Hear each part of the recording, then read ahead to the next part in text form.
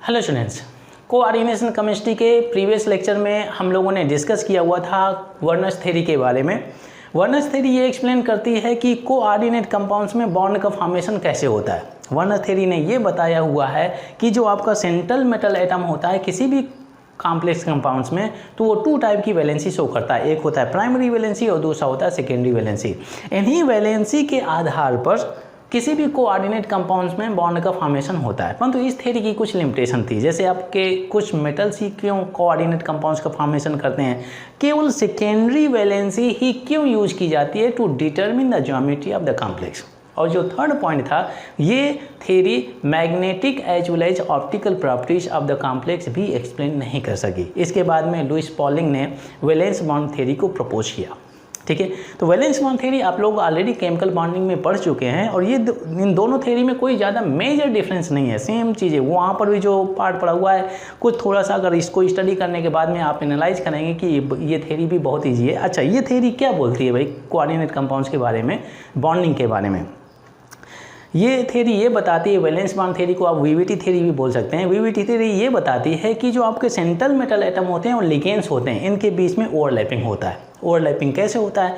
Central metal atom के पास में vacant D orbital होते हैं, लिगेंड्स के पास में ऑर्बिटल्स कैसे होते हैं? इलेक्ट्रॉन फील्ड होते हैं। जब आपस में एक दूसरे के आसपास आते हैं, पास आते हैं, तो क्या होता है भाई? बॉन्ड का फॉर्मेशन होता है। वो बॉन्ड जब फॉर्म होता है तो कैसा बॉन्ड होता है? कोऑर्डिनेट बॉन्ड होता है। अब देखिए, नंबर ऑफ कोऑर्डिनेट बॉन्ड अगर आप डिटरमिन कर लेते हैं तो उस कंपाउंड्स का hybridisation as well as geometry भी आप निकाल सकते हैं, मैग्नेटिक प्रॉपर्टीज भी निकाल सकते हैं, यानी वो कंपाउंड्स आपका पैरामैग्नेटिक है या डायमैग्नेटिक। जैसे आप लोगों ने केमिकल बॉन्डिंग में पढ़ा हुआ है कि अगर किसी भी कंपाउंड्स में जो आपका सेंट्रल एलिमेंट होता है, अगर उसमें आप number of sigma bond means covalent bond से अगर आप डिटरमिन कर लेते हैं तो हाइब्रिडाइजेशन भी मिल जाएगा, ज्योमेट्री भी मिल जाएगा, as well as magnetic properties भी निकाल लेंगे कि वो कंपाउंड्स आपका पैरामैग्नेटिक है या डायमैग्नेटिक। ठीक है भाई, तो ये पॉइंट्स मैं आपके साथ में यहाँ पर शेयर कर लेता हूँ, बोर्ड में लिख देता हूँ।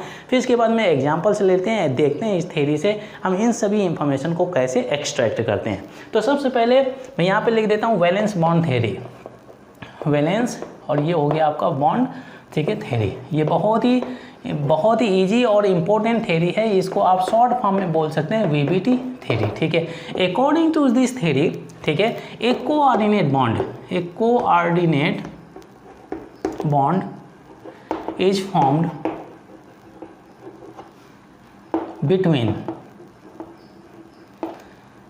CMA central metal atom and ligands due to overlapping। ठीक है, ड्यू टू ओवरलैपिंग। ये हो गया भाई। ये ओवरलैपिंग कैसे होती है? The vacant hybrid orbitals of central metal atom overlap with orbitals of ligands ठीक है, containing electron pair या lone pair, containing lone pair to form coordinate bond. बहुत ही सिंपल पार्ट है, बहुत ही आसानी से आप समझ सकते हैं, टू फॉर्म कोऑर्डिनेट बॉन्ड्स। ठीक है भाई, अब देखिए नेक्स्ट पॉइंट यहाँ पर लिख सकते हैं, जो आपका ओवरलैपिंग होता है, तो ओवरलैपिंग के लिए बेसिकली सेंट्रल मेटल एटम क्या शो करेगा? हाइब्रिडाइजेशन।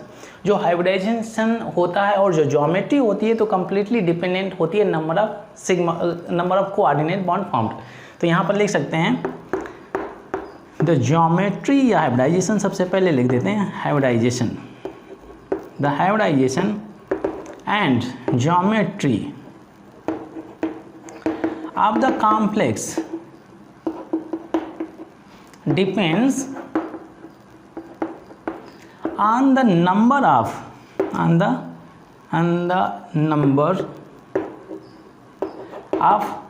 Coordinate bonds. अब ये कोऑर्डिनेट बॉन्ड कैसे फॉर्म होते हैं, ये पार्ट हम लोगों ने सीखा हुआ है कि जब लिगेंड्स और सेंट्रल मेटल एटम के बीच में ओवरलैपिंग होता है तो वहाँ पर जो बॉन्ड का फॉर्मेशन होता है उसे आप बोलेंगे coordinate bond.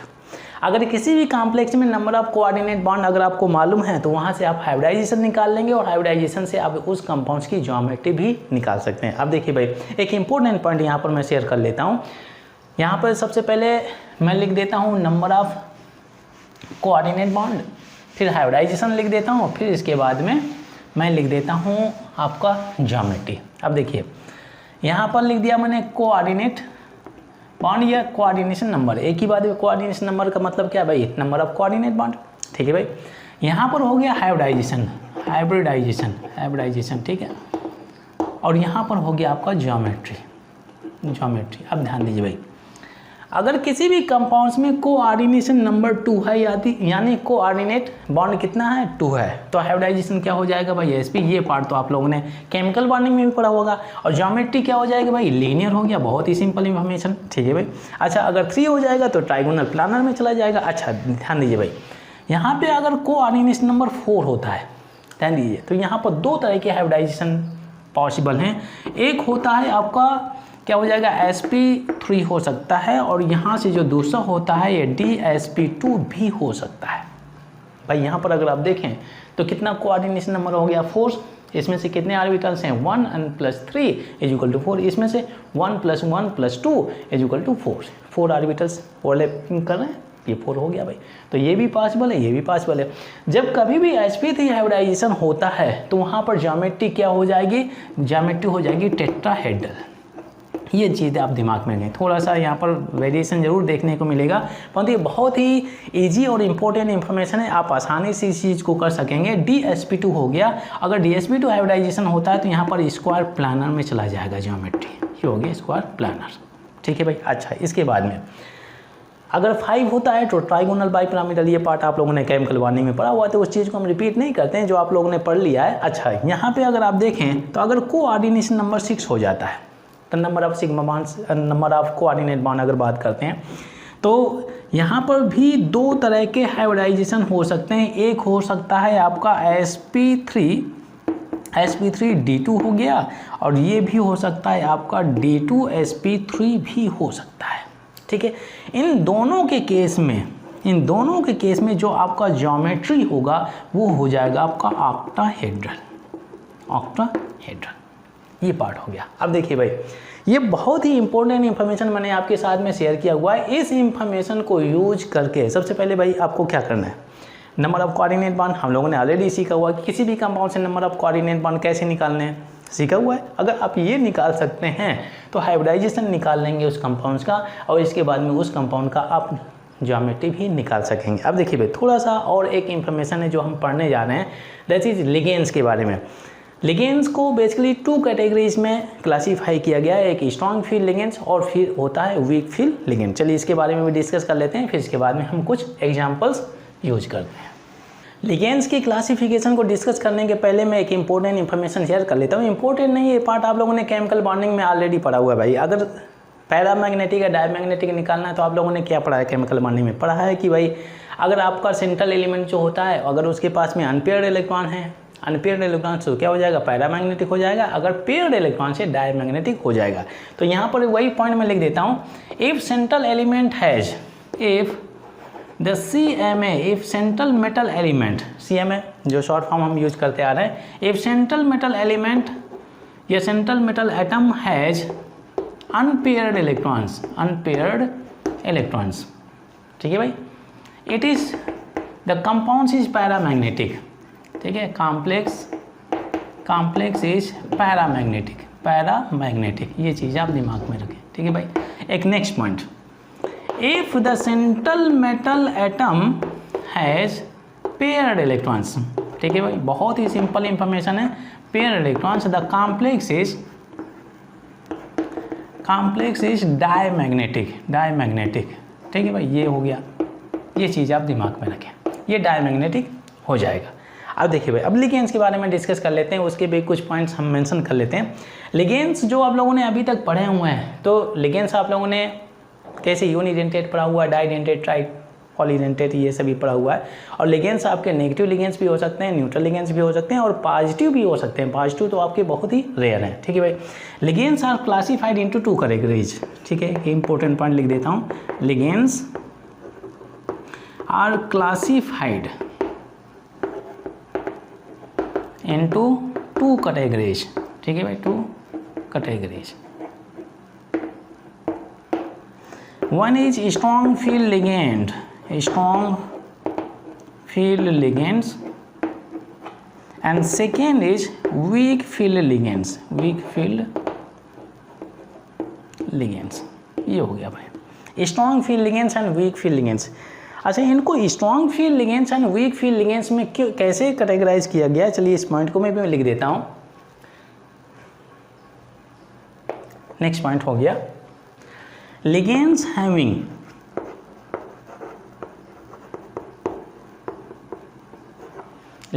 Having smaller value lambda not. ठीक है, लेम्डा नॉट हो गया। लेम्डा नॉट क्या होता है? CFSE value. CFSE के बारे में आप लोग नेक्स्ट थ्योरी है जो इसी से आप बोलते हैं क्रिस्टल फील्ड थ्योरी, उसके बारे में जब आप पढ़ेंगे तो यहाँ पर लेम्डा नॉट की वैल्यू के बारे में आपको मिल जाएगा। तो यहाँ पर मैं लिख देता हूँ CFSE। ठीक है भाई, ये हो गया। Ligands having smaller value of delta nought are called weak field ligands, weak field ligands. ठीक है भाई, नेक्स्ट पॉइंट हो गया भाई, अगर लार्जर वैल्यू हो जाएगा तो स्ट्रॉन्ग फील्ड में चले जाएंगे। बहुत ही simple part. Ligands having larger value of lambda naught, ये भी CFSE value, crystal field splitting energy, are called strong field ligand, strong field ligands. ये हो गया भाई।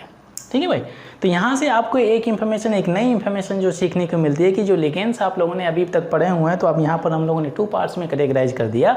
एक हो गया आपका स्ट्रॉन्ग फील्ड लिगेंड्स और दूसरा हो गया वीक फील्ड लिगेंड्स। इनको कैसे कैटेगराइज किया गया? Based on the value of delta not. ठीक है भाई, CFSE वैल्यू के आधार पर इनको 2 पार्ट्स में कैटेगराइज किया गया है। अच्छा भाई, यहाँ पर जैसे आप लोगों ने इलेक्ट्रोकेमिकल सीरीज के बारे में पढ़ा हुआ है, ठीक है, रिएक्टिविटी ऑर्डर ऑफ मेटल्स के बारे में पढ़ा हुआ है, तो इसी तरह से हमें एक और सीरीज डेवलप कर लेते हैं। उस सीरीज में list of all the ligands, कैसे strong field ligands and weak field ligands को कंबाइन करके एक लिस्ट में पिरोया हुआ है। ठीक है, इसके बाद में उस लिस्ट को मैं आपके साथ में शेयर करता हूँ, फिर इसके बाद में हम लोग एग्जाम्पल्स के बारे में डिस्कस करते हैं। उस सीरीज को हम बोलते हैं स्पेक्ट्रोकेमिकल सीरीज। स्पेक्ट्रोकेमिकल सीरीज को मैंने यहाँ पर लिखा हुआ है, यहाँ पे अगर आप देखें तो ग्रुप ऑफ लिगेंड्स कई सारे दिए हुए हैं। अब देखिए यहाँ पर जो स्पेक्ट्रोकेमिकल सीरीज में होता क्या है, ligands are arranged based on CFSE value, delta nought value. ठीक है भाई, तो यहाँ पे अगर आप देखें तो शुरुआत में इनकी डेल्टा नॉट वैल्यू ज़्यादा रहेगी, इस वजह से इनको आप बोलेंगे स्ट्रॉन्ग फील्ड लिगेंड्स, और जैसे आगे चलते जाएंगे तो यहाँ पर इनकी डेल्टा नॉट वैल्यू कम होने लगती है, इस वजह से इनको बोलेंगे वीक फील्ड लिगेंड्स। खास तौर से यहाँ से लगा करके H2O के पहले तक जितने भी लिगेंड्स दिए हुए हैं ये होते हैं आपके स्ट्रॉन्ग फील्ड लिगेंड्स। यहाँ पे मैं लिख देता हूँ strong field ligands, strong field ligands. ठीक है, डॉट कर सकते हैं। ठीक है, स्ट्रॉन्ग फील्ड लिगेंड्स में होता क्या है, डेल्टा नॉट वैल्यू क्या होता है, ज़्यादा होता है। ठीक है भाई, तो H2O ये जो मॉलिक्यूल दिया हुआ है, ठीक है, इसके पहले जितने भी लिगेंड्स आते हैं वो सभी के सभी आपके स्ट्रॉन्ग फील्ड लिगेंड की तरह काम करते हैं भाई। ठीक है, H2O के बाद में जो भी लिगेंड्स आते हैं वो आपके वीक फील्ड लिगेंड्स की तरह काम करते हैं, तो आप इसको बोल सकते हैं वीक फील्ड और लिगेंड्स। यहाँ पर क्या हो जाता है, डेल्टा नॉट वैल्यू क्या हो जाता है, कम हो जाता है। अब देखिए एक इंपॉर्टेंट इन्फॉर्मेशन जो आपको दिमाग में रखना है, बहुत ही इंपॉर्टेंट पार्ट है। अगर किसी भी कॉम्प्लेक्स कंपाउंड में स्ट्रॉन्ग फील्ड लिगेंड दिया है, ठीक है, इस सीरीज को आप यूज करके किसी भी कंपाउंड्स में स्ट्रॉन्ग फील्ड लिगेंड्स या वीक फील्ड लिगेंड्स आइडेंटिफाई कर सकते हैं। ठीक है भाई, खास तौर से होता क्या है, जो भी लिगेंड्स जिनमें जो डोनर एटम होता है या तो कार्बन हो या तो नाइट्रोजन हो, ठीक है, इनमें क्या होता है, carbon and nitrogen are donor atom. ठीक है, डोनर एटम, जो लिगेंड्स खासतौर से स्ट्रॉन्ग फील्ड लिगेंड्स की तरह काम करते हैं, उनमें से कार्बन और या नाइट्रोजन आपके डोनर एटम की तरह काम करेंगे। तो ये हो गया स्ट्रॉन्ग फील्ड लिगेंड, ये भी बहुत इजी पार्ट हो गया। ठीक है भाई, ये पार्ट अगर लिगेंड्स के बारे में मालूम है तो वहाँ से आपको ये भी मालूम होगा कि उनमें डोनर एटम क्या होता है, कहाँ से इलेक्ट्रॉन पेयर या लोन पेयर डोनेट किया जाता है टू सेंट्रल मेटल एटम। ठीक है भाई, वीक फील्ड लिगेंड्स में होता क्या है भाई, इनमें से डोनर एटम या तो होता है आपका ऑक्सीजन या तो सल्फर या तो हेलोजन। एक्स कर दिया, हेलोजन का मतलब क्या है भाई, क्लोरीन क्लोरीन ब्रोमीन हो गया एक्स। तो इनमें से अगर कोई भी लिगेंड्स इसमें से डोनर एटम ऑक्सीजन हो गया, सल्फर हो गया या हेलोजन हो गया, तो इनमें तो क्या हो जाएगा, ये चला जाएगा वीक फील्ड लिगेंड में। डोनर एटम ये होते हैं। ठीक है भाई, तो यहाँ से एक बहुत ईजी पार्ट हो गया। तो मान लिया जाए कि ये सीरीज आपको मालूम नहीं है, फिर भी आप इस हिंट को यूज करके, ये पार्ट को यूज करके बहुत ही आसानी से आइडेंटिफाई कर सकते हैं कि वो लिगेंड्स आपका वीक फील्ड लिगेंड है या स्ट्रॉन्ग फील्ड लिगेंड्स। अच्छा, नेक्स्ट पार्ट यहाँ पर मैं लिख देता हूँ, एक नेक्स्ट इंपॉर्टेंट पार्ट है। अगर जब कभी भी किसी भी कॉम्प्लेक्स में स्ट्रॉन्ग फील्ड लिगेंड दिया है तो pairing of electron will be taking place. यहाँ पर लिख देता हूँ मैं पेयरिंग ऑफ इलेक्ट्रॉन। जब मैं एग्जांपल लूँगा तो बेसिकली ये पार्ट आपको क्लियर हो जाएगा। जो सेकेंड पॉइंट है, अगर वीक फील्ड लिगेंड्स दिया हुआ है तो वहाँ पर पेयरिंग ऑफ इलेक्ट्रॉन नहीं होगा, नो पेयरिंग ऑफ इलेक्ट्रॉन। यहाँ पर नो पेयरिंग ऑफ इलेक्ट्रॉन, ये चीज़ आप दिमाग में रखें। ठीक है भाई, ये बहुत ही इंपॉर्टेंट इन्फॉर्मेशन है, इसको मैं ब्रैकेट में कर देता हूँ। और ये बहुत ही इंपॉर्टेंट पार्ट है क्योंकि ये इंफॉर्मेशन हम लोग यूज करने वाले हैं एग्जांपल्स में। अब देखिए, खास तौर से वैलेंस बॉन्ड थ्योरी में आप लोगों ने सीखा हुआ कि अगर कोई भी कॉम्प्लेक्स दिया हुआ तो उसमें से number of coordinate bond determine करके hybridisation as well as geometry निकाल सकते हैं। Hybridisation as well as geometry निकाल सकते हैं, as well as magnetic properties भी निकाल सकते हैं कि वो कॉम्प्लेक्स पैरामैग्नेटिक है या डायमैग्नेटिक। अब मैग्नेटिक मोमेंट भी निकाल सकते हैं भाई। अगर आपको अनपेयर्ड इलेक्ट्रॉन्स मालूम है तो मैग्नेटिक मोमेंट जो आप लोगों ने केमिकल बॉन्डिंग में पढ़ा हुआ है, डाइपोल मोमेंट से रिलेटेड जो इन्फॉर्मेशन पढ़ी हुई है, तो वहाँ से आप ये चीज़ें निकाल सकते हैं। ठीक है, एक एग्जाम्पल ले लेता हूँ। जैसे मान लीजिए कि ये कंपाउंड्स दिया हुआ है, एग्जाम्पल ये हो गया निकेल हो गया और ये Cl4 और यहाँ पर हो गया माइनस, ये कंपाउंड दिया। ठीक है, by using valence bond theory question पूछता है कि इस कॉम्प्लेक्स में आप निकालिए हाइब्रिडाइजेशन, इस कॉम्प्लेक्स का आप निकालिए ज्योमेट्री, इस कॉम्प्लेक्स का आप निकालिए मैग्नेटिक प्रॉपर्टीज कि ये कंपाउंड आपका पैरामैग्नेटिक है या डायमैग्नेटिक। अब देखिए भाई, सबसे पहले एक स्टेप जो फॉलो करना है, मैं ये लिख देता हूँ। सबसे पहले आपको क्या करना है, जो आपको oxidation number of central metal atom निकालना है। ठीक है, सबसे पहले अगर आप कुछ इंफॉर्मेशन जो आपको निकालनी है तो सबसे पहले क्या करना है, आपको सेंट्रल मेटल एटम की ऑक्सीडेशन नंबर निकालने हैं। वो तो निकाल सकते हैं, बहुत ईजी पार्ट हो गया भाई। इसमें अगर आप देखें तो ये Cl है, Cl का चार्ज क्या होता है -1, तो ये -4 हो जाएगा, H इक्वल टू -1। तो -4 जब उधर जाएगा तो -1 + 4 = 3 हो जाएगा। तो यहाँ पे अगर आप देखें निकेल +4 - 1 = -1, तो निकेल क्या हो जाएगा +3, ऑक्सीडेशन स्टेट आ जाती है। ठीक है भाई, ये निकेल हो गया +3, ये हो गया आपका oxidation state of central metal atom. Next part आपको लिखना है, क्या लिखना है भाई, इलेक्ट्रॉनिक कॉन्फ़िगरेशन ऑफ CMA। ठीक है, CMA सेंट्रल मेटल जो होता है, जो उसकी ऑक्सीडेशन स्टेट जो आयन फॉर्म में रहता है, उसकी इलेक्ट्रॉनिक कॉन्फ़िगरेशन लिखना है। अब देखिए भाई, निकेल के बारे में बात करें तो निकेल का एटॉमिक नंबर कितना होता है, 28। ठीक है, जो ट्रिक मैंने आपको बताया था, तो इसमें से आप इलेक्ट्रॉनिक कॉन्फ़िगरेशन लिख सकते हैं। ये आपका D में जाएगा, ये आपका S ऑर्बिटल में जाएगा, तो 3d8 4s2 हो गया। क्लियर है ना भाई, ये जो नंबर होता है तो ये चला जाता है D ऑर्बिटल में, ये जो नंबर होता है चला जाता है S ऑर्बिटल में। तो ये इलेक्ट्रॉनिक कॉन्फ़िगरेशन हो गया। आउटर मोस्ट से इनर मोस्ट का हमें कुछ लेना देना नहीं है। अब देखिए भाई, इसमें अगर आप देखें तो it has lost how many electrons, 3 electrons outer most से आप निकालेंगे और एक यहाँ से हो जाएगा। तो Ni जो निकल 3+ आयन जो दिया हुआ है, तो इसका इलेक्ट्रॉनिक कॉन्फ़िगरेशन क्या हो जाएगा, 3d7 और 4s0 होना चाहिए ना, होना चाहिए भाई। अच्छा, अब इसके बाद में आपको ये जो आपके ऑर्बिटल्स दिए हैं तो इलेक्ट्रॉन फिलिंग आप दिखा दिए ऑर्बिटल्स में। ठीक है भाई, यहाँ पे अगर आप देखें तो ये 3d7 दिया है। डी में कितने ऑर्बिटल्स होते हैं, 5। चलिए मैं कर दिया भाई, 1 2 3 4 5। एस ऑर्बिटल हो गया, ये वेकेंट हो गया। पी ऑर्बिटल भी तो डला हुआ है, उसको भी मैं वेकेंट ही है तो 4p कर देता हूँ, 4d भी कर लीजिए, कोई बात नहीं। अब देखिए भाई, यहाँ पे एक इंपॉर्टेंट पार्ट, डी ऑर्बिटल में कितने इलेक्ट्रॉन्स है, 7 है। हुंस रूल अगर फॉलो करेंगे तो सबसे पहले आपको सिंगली फिल करना है, फिर इसके बाद में डबल फिल। तो 1 spin 1 spin 1 spin 1 spin 1 spin, ठीक है, 5 हो गया, और ये 6 हो गया, ये 7 हो गया, ऐसे फिल हो गया। अब देखिए भाई यहाँ पे अब इसके बाद में आपको क्या करना है भाई, effect of ligands. Effect of ligands आपको देखना है, ये स्ट्रॉन्ग फील लिगेंड्स है कि वीक फील लिगेंड्स। अब देखिए कॉम्प्लेक्स में अगर आप देखें तो हैलोजन दिया हुआ है, अगर कोई भी लिगेंड्स अगर आपका हैलोजन है या स्टार्ट कर रहा है ऑक्सीजन से या सल्फर से, तो वो आपका वीक फील लिगेंड की तरह काम करेगा। तो क्या है भाई, वीक फील लिगेंड दिया है। वीक फील लिगेंड का मतलब क्या है कि नो पेयरिंग ऑफ इलेक्ट्रॉन। अब देखिए भाई यहाँ पे अगर आप देखें तो ये अनपेयर्ड इलेक्ट्रॉन्स कितने दिए हुए हैं भाई, 3 अनपेयर्ड इलेक्ट्रॉन्स। ये तो पेयर्ड दिए हुए, ये आपके अनपेयर्ड इलेक्ट्रॉन्स हैं, इनकी आप पेयरिंग नहीं करेंगे। ऐसा नहीं करेंगे इसको उठा करके यहाँ पे कर दिया, पेयर कर दिया, इसको ला करके इस पे रख दिया, पेयर कर दिया। यही पार्ट एक बहुत ही इंपॉर्टेंट इंफॉर्मेशन है। अगर आपका वीक फील्ड लिगेंड दिया है तो नो पेयरिंग ऑफ इलेक्ट्रॉन, यहाँ पर आप पेयरिंग नहीं करेंगे, ठीक है भाई। अब देखिए भाई यहाँ पे अगर आप देखें तो इन सभी ऑर्बिटल्स में इलेक्ट्रॉन्स डले हुए हैं। यहाँ पे अगर आप देखें तो कितने लिगेंड्स दिए हुए हैं भाई, 4। कितना कोऑर्डिनेट बॉन्ड है भाई, 4 हो गया।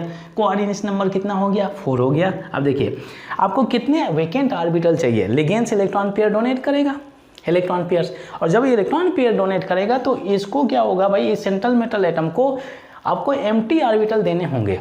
इलेक्ट्रॉन पेयर ना तो इसमें आ सकता है क्योंकि 3 स्पिन हो जाएंगे, अगर इलेक्ट्रॉन पेयर में आ रहा है तो वो 2 स्पिन हो गए और 1 स्पिन ऑलरेडी है। ये बेसिकली एक बॉक्स में केवल एक ही ऑर्बिटल में केवल 2 स्पिन हो सकते हैं। ये पार्ट आप लोगों ने स्ट्रक्चर ऑफ एटम में सीखा हुआ है। तो मतलब है कि अगर इलेक्ट्रॉन पेयर आ रहा है, अगर इलेक्ट्रॉन पेयर आ रहा है लिगेंड्स से, तो सेंट्रल मेटल एटम को एम्प्टी ऑर्बिटल्स ही डोनेट करने होंगे, अवेल करने होंगे, एम्प्टी ऑर्बिटल्स ही अवेल करने होंगे। तो इलेक्ट्रॉन पेयर इसमें आ जाएगा भाई। अब देखिए यहाँ पर कितने लिगेंड्स है, 4, मतलब 4 इलेक्ट्रॉन पेयर आएंगे। तो 1 इलेक्ट्रॉन पेयर इसमें आ जाएगा, 1 इलेक्ट्रॉन पेयर इसमें आ जाएगा, 1 इलेक्ट्रॉन पेयर इसमें आ जाएगा, 1 इलेक्ट्रॉन पेयर इसमें आ जाएगा। तो मतलब कि इस सेंट्रल मेटल एटम को कितने वेकेंट ऑर्बिटल्स अवेल करने होंगे, 4। जितने भी लिगेंड्स हैं उतने ही ऑर्बिटल्स इसको देने होंगे for the overlapping to form coordinate bond. कितने हो गया, ये s ऑर्बिटल और p ऑर्बिटल कितने हो गए, 3p ऑर्बिटल हो गए, तो कितना हो गया, sp3। तो हाइब्रिडाइजेशन क्या निकला है भाई, sp3 निकल गया। बहुत ही सिंपल इंफॉर्मेशन, हाइब्रिडाइजेशन हो गया sp3, ठीक है। अब देखिए भाई शुरुआत में मैंने एक चार्ट दिया हुआ था, based on the number of coordinate bond या कोऑर्डिनेट नंबर आप हाइब्रिडाइजेशन निकाल सकते हैं और ज्योमेट्री भी निकाल सकते हैं। मैंने बताया हुआ था कि भाई कोऑर्डिनेशन नंबर 4 है। अब उसके केस में अगर sp3 हाइब्रिडाइजेशन है तो आपका ज्योमेट्री क्या हो जाएगा, टेट्राहेड्रल। ये हो गया टेट्राहेड्रल, टेट्राहेड्रल, ये हो गया टेट्राहेड्रल, ये टेट्राहेड्रल हो गया भाई। बहुत ही सिंपल इंफॉर्मेशन, ठीक है, इसमें से कुछ एफर्ट करने की जरूरत नहीं है। अब देखिए भाई नेक्स्ट पॉइंट, अगर मैं आपसे पूछ लेता हूं कि ये कॉम्प्लेक्स आपका पैरामैग्नेटिक बाई नेचर है कि diamagnetic by nature, magnetic properties अगर हम डिटरमिन करना चाहें तो इसमें अगर आपको देखना है कि इसमें अगर अनपेयर्ड इलेक्ट्रॉन्स हैं तो पैरामैग्नेटिक में चला जाएगा। क्या इसके पास में अनपेयर्ड इलेक्ट्रॉन्स हैं, अनपेयर्ड इलेक्ट्रॉन्स हैं, क्योंकि इसके पास में अगर आप देखें 1 अनपेयर्ड 1 अनपेयर्ड 1 अनपेयर्ड, इसके पास में 3 अनपेयर्ड इलेक्ट्रॉन है। इसका मतलब है कि ये जो कॉम्प्लेक्स है आपका paramagnetic by nature,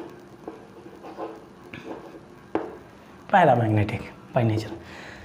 valence bond theory को यूज करके देखिए ये इंफॉर्मेशन आप एक्सट्रैक्ट कर सकते हैं। हाइब्रिडाइजेशन मिल गया, ज्योमेट्री मिल गया, मैग्नेटिक प्रॉपर्टीज में मिल गया। अब इसके बाद में अगर आप मैग्नेटिक मोमेंट भी निकालना चाहें, जैसे म्यू इज इक्वल टू आप लोगों ने पढ़ा होगा, ये n ब्रैकेट n+2 होता है। यहाँ पर n क्या होता है, number of unpaired electrons, unpaired electrons. बोलिए मैग्नेटिक मोमेंट निकाल सकता हूँ इस कॉम्प्लेक्स का, यस निकाल सकता हूँ, क्योंकि मुझे मालूम है इसमें कितने अनपेयर्ड इलेक्ट्रॉन्स हैं। इसमें n की वैल्यू कितनी हो जाएगी, 3 हो जाएगी। इसके पास में 3 अनपेयर्ड इलेक्ट्रॉन्स हैं। ये 3 वैल्यू यहाँ पे रखेंगे और सिंप्लीफाई कर लेंगे और आपको आंसर मिल जाएगा, ठीक है ना भाई।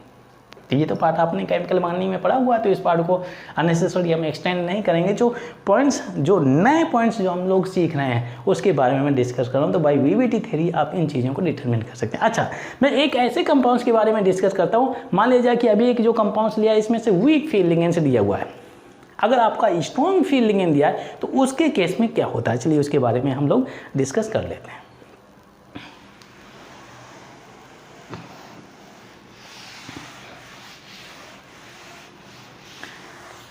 जो कंपाउंड्स यहाँ पर लेता हूँ, एक दूसरा जो एग्जाम्पल्स है, ठीक है, यहाँ पर निकेल हो गया और ये आपका 4 हो गया। ध्यान दीजिए भाई, बहुत ही इंटरेस्टिंग इन्फॉर्मेशन। इसमें अगर आप देखें तो CO कार्बन मोनोऑक्साइड, ये दिया हुआ कार्बन मोनोऑक्साइड बहुत ही स्ट्रॉन्ग फील्ड लिगेंड्स, बहुत ही मतलब सबसे ज़्यादा डेल्टा नॉट वैल्यू इसकी रहेगी, सबसे टॉप में रखा हुआ है, बहुत ही स्ट्रॉन्गेस्ट फील्ड लिगेंड्स हो गया भाई, मतलब पेयरिंग ऑफ इलेक्ट्रॉन हो जाएगा भाई। अब देखिए भाई, चलिए सबसे पहले हम लोग क्या करते हैं, oxidation number of central metal atom निकाल लेते हैं। ये आपका न्यूट्रल लिगेंड्स है तो 0 हो जाएगा। तो क्या हो जाएगा भाई, इसमें से अगर आप देखें तो यहाँ पर भी न्यूट्रल कॉम्प्लेक्स है ना भाई, ये न्यूट्रल लिगेंड्स है तो ओवरऑल चार्ज इसका निकल का क्या हो जाएगा, यहाँ पर 0 हो जाएगा। ठीक है, निकल का क्या होता है एटॉमिक नंबर 28, तो ये हो जाएगा electronic configuration 3d8 and 4s2 हो गया। ठीक है भाई, अब देखिए ये पार्ट हो गया, ये चीज़ निकाल ली। Oxidation number of central metal atom क्या हो गया, 0। Electronic configuration of central metal atom ion form में, आयन तो है नहीं क्योंकि न्यूट्रल है, तो ये मिल गया। अब देखिए भाई, ऑर्बिटल हम मेंशन कर लेते हैं, फिर इसके बाद में इफेक्ट ऑफ लिगेंड्स हम कंसीडर करते हैं। तो यहाँ पर मैंने कर दिया 3d8, ये 3d8 दिया हुआ है, फिर इसके बाद में 4s2 हो गया, फिर इसके बाद में क्या हो गया 4p हो गया, 3 ऑर्बिटल्स। अब ध्यान दीजिए भाई, इसमें से कितने इलेक्ट्रॉन्स है, 8। चलिए फिर करते हैं, सिंगली फिल्ड कर दिया मैंने, फिर इसके बाद में डबल फिल्ड कर दिया, 8 कर दिया भाई। इसमें क्या है 2 स्पिन, ये कर दिया भाई, ये स्पिन हो गया। ध्यान दीजिए एक इंपॉर्टेंट पार्ट। अब इसके बाद में लास्ट में आपको देखना है इफेक्ट ऑफ लिगेंड्स। लिगेंड्स कैसा लगा है, स्ट्रॉन्ग फील्ड लिगेंड लगा है कि वीक फील्ड लिगेंड लगा हुआ है। इसमें अगर आप देखें तो स्ट्रॉन्ग फील्ड लिगेंड लिखा हुआ है और यहाँ पे लगा हुआ है, और इसमें अगर आप देखें तो स्ट्रॉन्ग फील्ड लिगेंड्स में क्या होता है भाई, पेयरिंग ऑफ इलेक्ट्रॉन होता है। अगर कोई भी लिगेंड्स अगर आपका कार्बन या नाइट्रोजन से स्टार्ट होगा तो क्या होगा भाई, स्ट्रॉन्ग फील्ड लिगेंड होगा। अगर स्ट्रॉन्ग फील्ड लिगेंड्स होगा तो क्या हो जाएगा, पेयरिंग ऑफ इलेक्ट्रॉन होगा। मतलब कि जितने भी अनपेयर्ड इलेक्ट्रॉन्स हैं तो आप प्रयास करिए कि उनको पेयरिंग फॉर्म में कर दीजिए। अब देखिए भाई, ये अनपेयर्ड हैं तो इस स्पिन को मैं इधर ले आऊँगा तो ये पेयर्ड हो जाएगा। इस तरह से पेयरिंग करते हैं।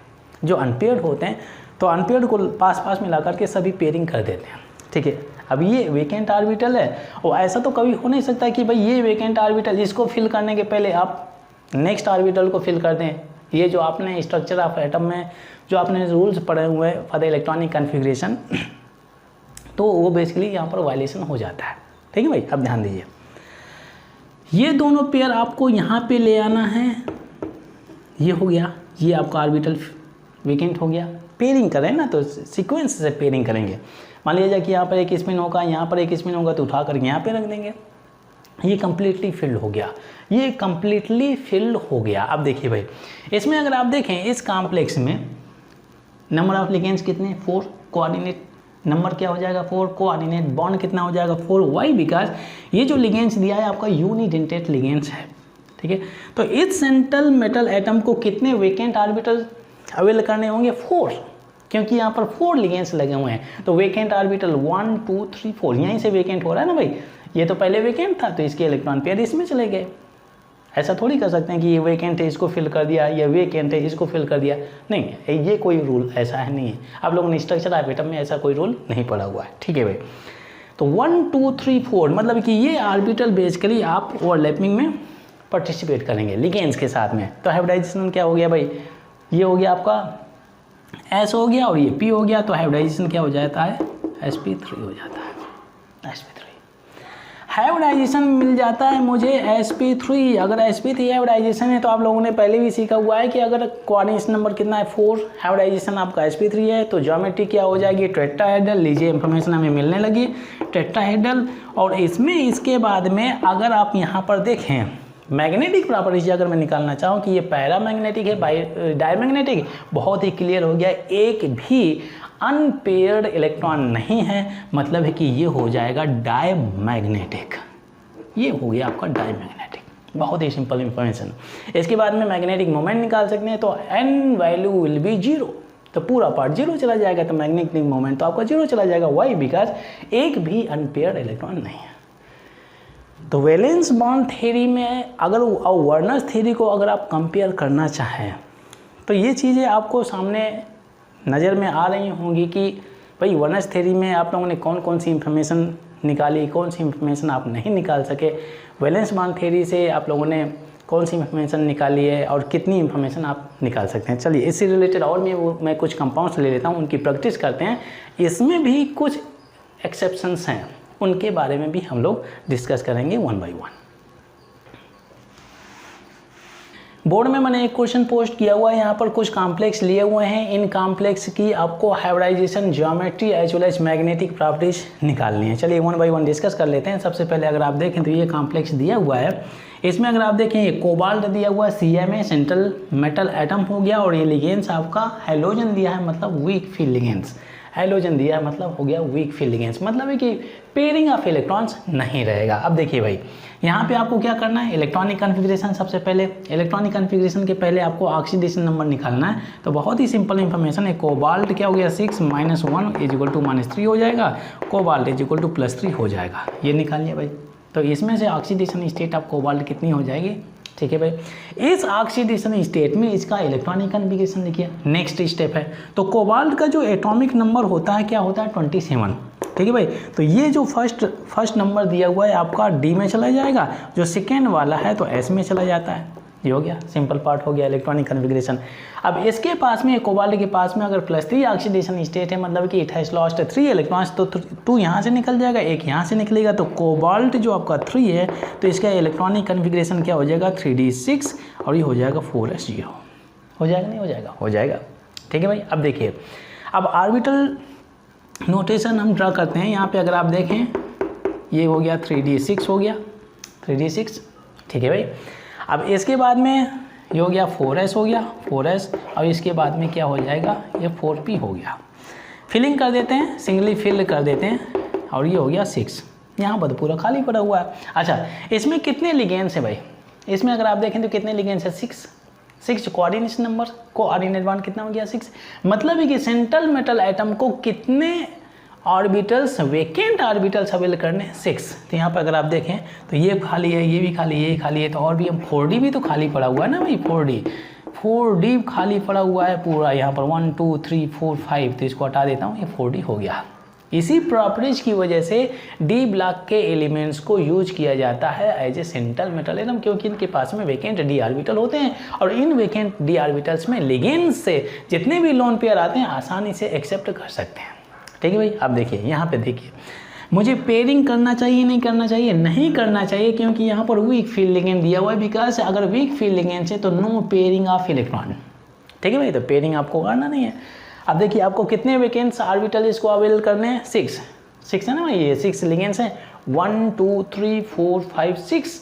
मतलब है कि आपको जो ओवरलैपिंग में जो ऑर्बिटल्स ले जाने हैं 6 ऑर्बिटल्स आपको ले जाने हैं, ठीक है भाई। 1 2 3 4 5 6 हो गया भाई। ये S हो गया, ये P3 हो गया, और ये D2 हो गया। तो हाइब्रिडाइजेशन क्या हो गया भाई sp3d2। अगर ये हाइब्रिडाइजेशन है तो ज्योमेट्री क्या हो जाएगी ऑक्टाहेड्रल। वो चार्ट मैंने आपको साथ में शेयर किया हुआ है, ऑक्टाहेड्रल हो जाएगा, ठीक है। तो ये हो गया भाई ऑक्टाहेड्रल हो जाएगा। अच्छा, मुझे आप मैग्नेटिक प्रॉपर्टीज बताइए, क्या इसमें अनपेयर्ड इलेक्ट्रॉन्स हैं? यस, अनपेयर्ड इलेक्ट्रॉन तो बहुत सारे हैं, 1 2 3 4 अनपेयर्ड इलेक्ट्रॉन्स है। Higher the number of unpaired electrons, उसका paramagnetic character as well as magnetic जो मोमेंट होता है और भी ऊपर चला जाता है, ज़्यादा हो जाता है। तो क्या ये पैरामैग्नेटिक बाई नेचर है? Yes, it is paramagnetic by nature. Magnetic moment अगर आप निकालना चाहें म्यू इक्वल टू क्या हो जाएगा, ये n ब्रैकेट n+2 होता है, n की वैल्यू क्या हो जाएगी भाई, यहाँ पर हो जाएगी 1 2 3 4, ये 4 हो जाएगी। उठा करके इसको यहाँ पर प्लग इन कर दीजिए, निकाल सकते हैं, बहुत ही सिंपल पार्ट, ठीक है भाई। इस कॉम्प्लेक्स के बारे में हम लोगों ने ये इंफॉर्मेशन निकाल ली। अच्छा, कभी कभी स्पिन मल्टीप्लिसिटी भी निकाला जाता है। स्पिन मल्टीप्लिसिटी का फार्मूला क्या होता है भाई, स्पिन मल्टीप्लिसिटी का फार्मूला क्या होता है 2s+1, 2s+1, 2s+1, ठीक है। s की वैल्यू डिपेंड्स करती है नंबर ऑफ अनपेयर्ड इलेक्ट्रॉन्स। अगर 3 अनपेयर्ड इलेक्ट्रॉन्स है तो s की वैल्यू 3/2 हो जाएगी, ठीक है भाई। अगर 2 अनपेयर्ड इलेक्ट्रॉन्स है तो 2/2, मतलब वहाँ पर 1 हो जाएगी s की वैल्यू, ठीक है। तो वो पार्ट आप लोगों ने स्ट्रक्चर ऑफ एटम में ऑलरेडी पढ़ा हुआ है, तो अननेसेसरी हम इंफॉर्मेशन को बहुत ही ज़्यादा लेंदी करें तो कोई मतलब नहीं है, क्योंकि जो चीज़ आप लोगों ने ऑलरेडी पढ़ा हुआ है तो उसको रिपीट करने का कोई पॉइंट नहीं है, ठीक है भाई। अच्छा, हम इसके बारे में पढ़ते हैं। ये कंपाउंड्स में लिख देता हूँ, इसकी इंफॉर्मेशन हम लोगों ने ऑलरेडी निकाला हुआ है। अब इसके बाद में हम यहाँ पर बातचीत करते हैं। सबसे पहले हमें सेंट्रल मेटल एटम का ऑक्सीडेशन स्टेट निकालना है। ये न्यूट्रल लिगेंड्स है तो ये पूरा 0 हो जाएगा, इज इक्वल टू +3 रहेगा। तो Fe की ऑक्सीडेशन स्टेट क्या हो जाएगी 3+। ठीक है भाई। दूसरा क्या है इलेक्ट्रॉनिक कन्फिग्रेशन। यहाँ पे क्या है Fe3+। तो यहाँ पे अगर आप देखें तो जो Fe का एटॉमिक नंबर क्या होता है 26। तो इसमें से अगर इलेक्ट्रॉनिक कन्फिग्रेशन देखेंगे 3 ये D में जाएगा और ये 2 आपका किस में चला जाएगा s ऑर्बिटल में चला जाएगा 3d6 4s2। तो यहाँ पर हो जाएगा, आप देखिए भाई इसने 3 इलेक्ट्रॉन से लूज किए हैं तो 2 यहाँ से जाएगा 1 यहाँ से जाएगा, तो ये हो जाएगा 3d5 और ये 4s0 होने चाहिए, हो जाए ये कर सकते हैं। बहुत हो गया, ये बहुत ईजी हो गया भाई। अब इसके बाद में आप ऑर्बिटल नोटेशन करिए। ठीक है भाई, ये 3d5 हो गया, ये हो गया 4s का हो गया, ये आपका ये 4p का हो गया। ठीक है, डी का भी बनाना चाहे तो बना लेते हैं, कोई बात नहीं। अब देखिए भाई यहाँ 5 है तो सिंगली फिल्ड हो गया। अब इसके बाद में ये तो 0 ये भी वैकेंट है, 4d को भी कर लीजिए 1 2 3 4 ये 4d हो गया। अब देखिए इसमें देखिए कितने लिगेंड्स दिए हैं 6 लिगेंड्स दिए हैं 6 यूनिडेंटेड 6 लिगेंड्स दिए हैं। इसका मतलब है कि सेंट्रल मेटल एटम को कितने लिगेंड्स कितने ऑर्बिटल्स अवेल करने हैं 6 है। परंतु यहाँ इसके पहले अगर आप देख लें तो ये इस लिगेंड्स की वजह से बोलिए पेयरिंग होना चाहिए नहीं होना चाहिए। यहाँ पर मैंने सीरीज में लिखा हुआ था H2 से जितने भी लिगेंड्स आगे जाते हैं आपके वीक फील्ड लिगेंड्स होते हैं, तो ये आपका जो H2 होता है तो वीक फील्ड लिगेंड्स होगा, वीक फील्ड लिगेंड्स। ये अनदर पार्ट इसमें डोनर एटम क्या हो जाएगा भाई ऑक्सीजन रहेगा। जो भी आपका लिगेंड्स में डोनर एटम आपका ऑक्सीजन सल्फर या हाइड्रोजन होता है वीक फील्ड लिगेंड्स की तरह काम करेगा, मतलब नो पेयरिंग, यहाँ पर आप पेयरिंग ऑफ इलेक्ट्रॉन नहीं करेंगे। ठीक है भाई। तो वैकेंट ऑर्बिटल आपको कितने अवेल करने हैं 1 2 3 4 5 6 लीजिए, आपको भी यहाँ पर मिल जाता है हाइब्रिडाइजेशन। क्या मिल जाता है भाई यहाँ पर S, यहाँ पर P3, यहाँ पर D2, तो S P3 और ये D2, ये हाइब्रिडाइजेशन हो गया। अगर ये हाइब्रिडाइजेशन है तो ज्योमेट्री आपको बहुत ही आसानी से मिल गई ऑक्टाहेड्रल। अगर मैं आपसे पूछ लेता हूँ ये पैरामैग्नेटिक है या डायमैग्नेटिक, ये बहुत ही अच्छा बहुत ही स्ट्रॉन्ग पैरामैग्नेटिक करेक्टर चला गया क्योंकि इसके पास में 5 अनपेयर्ड इलेक्ट्रॉन्स है, मैग्नेटिक मोमेंट की वैल्यू सूट कर जाएगी। अगर मैं इन दोनों कंपाउंड्स का paramagnetic character strength of magnetic character अगर आप डिटरमिन करना चाहें या मैग्नेटिक मोमेंट डिटरमिन करना चाहें तो इसका ज़्यादा होगा in comparison to this compound, क्योंकि इसमें अनपेयर्ड इलेक्ट्रॉन्स ज़्यादा हैं। इसमें अनपेयर्ड इलेक्ट्रॉन्स 4 हैं, इसमें अनपेयर्ड इलेक्ट्रॉन्स 5 हैं। जिसमें जितना ज़्यादा अनपेयर्ड इलेक्ट्रॉन्स पैरामैग्नेटिक करेक्टर उतना ही ज़्यादा मैग्नेटिक मोमेंट की वैल्यू भी उतनी ही ज़्यादा। ठीक है भाई, ये पार्ट हो गया। चलिए अब इसके बाद में हम इस कॉम्प्लेक्स के बारे में बात करें। ये थोड़ा सा डिफरेंट टाइप का कॉम्प्लेक्स है, इस कॉम्प्लेक्स को देख लेते हैं कैसे करते हैं। इसमें थोड़ा सा एक्सेप्शन है, और एक्सेप्शंस क्या है सबसे पहले हम कुछ इन्फॉर्मेशन एक्सट्रैक्ट कर लेते हैं फिर देखते हैं भाई। अच्छा इसके बारे में बात करते हैं। तो सबसे पहले वही फॉलो करते हैं हमें क्या करना है भाई, इसकी ऑक्सीडेशन स्टेट निकालना है। चलिए निकाल लेते हैं। ये न्यूट्रल लिगेंड से पूरा 0 हो जाएगा, इज इक्वल टू +2, मतलब कि कॉपर की ऑक्सीडेशन स्टेट क्या हो जाएगी +2। अब ध्यान दीजिए भाई, यहाँ पर मुझे मिल गया +2, ठीक है, वो उधर लगा तो मैं थोड़ा स्पेस की वजह से यहाँ पर लिख देता हूँ। अब ध्यान दीजिए भाई, बहुत ही सिंपल इंफॉर्मेशन। कॉपर का जो होता है एटॉमिक नंबर 29, तो ये 9d में चला जाएगा, 9d में चला जाएगा और ये 2s में चला जाएगा 4s2, ये हो गया भाई, हो गया ना भाई। ठीक है, अब ध्यान दीजिए, इसने 2 इलेक्ट्रॉन्स लूज किए हैं तो चलिए इसको हटा दिया मैंने। तो अगर इसके इलेक्ट्रॉनिक कन्फिग्रेशन के बारे में बात करें तो आउटर मोस्ट में 3d9 और ये 4s0 होना चाहिए नहीं होना चाहिए। अच्छा हाँ, एक चीज़ अगर आप देखें तो इसमें से स्टेबिलिटी की वजह से इसको आप ऐसे भी लिख सकते हैं 3d10 और 4s1 कर सकते हैं। अच्छा अगर +2 है तो ओवरऑल आपको यही मिलेगा, क्योंकि ये एक इलेक्ट्रॉन यहाँ से निकल गया तो 0 हो जाएगा, एक इलेक्ट्रॉन यहाँ से निकलेगा, 2 इलेक्ट्रॉन से इसने लूज किए ना, तो यहाँ पे मिल गया आपका 3d9। ठीक है, अच्छा भाई ध्यान दीजिए।